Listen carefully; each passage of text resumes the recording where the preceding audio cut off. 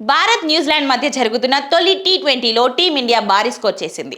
అభిషేక్ శర్మ సిక్సర్ల సునామీతో స్టేడియంని దద్దరిల్లించాడు. ఇక తొలి ఓవర్ నుంచే భారీ సిక్సర్లు బాదిన అభిషేక్ శర్మ స్కోర్ బోర్డును పరుగులు పెట్టించారు. టీ20 వరల్డ్ కప్ ముందు జరుగుతున్న ఈ సిరీస్ లో అభిషేక్ శర్మతో పాటు కెప్టెన్ సూర్యకుమార్ యాదవ్ కూడా రాణించడం, ఆఖర్లో రింకు సింగ్ ఫినిషింగ్ టచ్ ఇవ్వడంతో మేనేజ్మెంట్ ఫుల్ హ్యాపీగా ఉంది. ఇక నాగ్పూర్ వేదికగా జరుగుతున్న ఈ మ్యాచ్ లో టాస్ గెలిచిన న్యూజిలాండ్ భారత్ జట్టును బ్యాటింగ్ కు ఆహ్వానించింది. ఇన్నింగ్స్ ను నిదానంగా ఆరంభించిన సంజు శాంసన్ 7 బంతుల్లో వరుసగా 2 బౌండరీలు బాది 10 పరుగులు చేసి వికెట్ కోల్పోయాడు. ఆ వెంటనే వచ్చిన ఇషాన్ కిషన్ బౌండరీతో ఇన్నింగ్స్ ఆరంభించి 5 బంతుల్లో 8 పరుగులు చేసి అవుట్ అయ్యాడు. 3 ఓవర్లకే 2 వికెట్లు కోల్పోయిన టీమిండియా స్కోర్ బోర్డును అభిషేక్ శర్మ, కెప్టెన్ సూర్యకుమార్ యాదవ్ పరుగులు పెట్టించారు. అభిషేక్ శర్మ సిక్సర్ల మోత మోగిస్తుండగా సూర్యకుమార్ బౌండరీలు బాదాడు.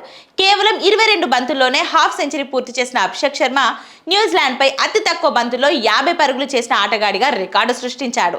సూర్యకుమార్ యాదవ్ 22 బంతుల్లో 4 ఫోర్లు, 1 సిక్సర్ తో 32 పరుగులు చేశాడు. ఇక అభిషేక్ శర్మ, సూర్య 3వ వికెట్ 47 బంతుల్లోనే 99 పరుగుల భాగస్వామి నెలకొల్పడం విశేషం.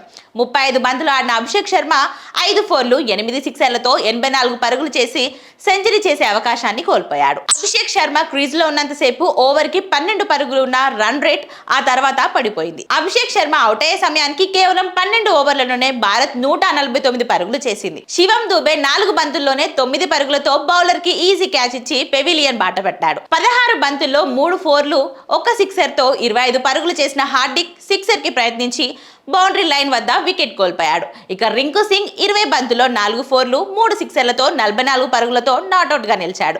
ఈ మ్యాచ్ లో భారత్ మొత్తం 21 ఫోర్లు, 14 సిక్సర్లతో 20 ఓవర్లలో 7 వికెట్ల నష్టానికి 238 పరుగులు చేసింది.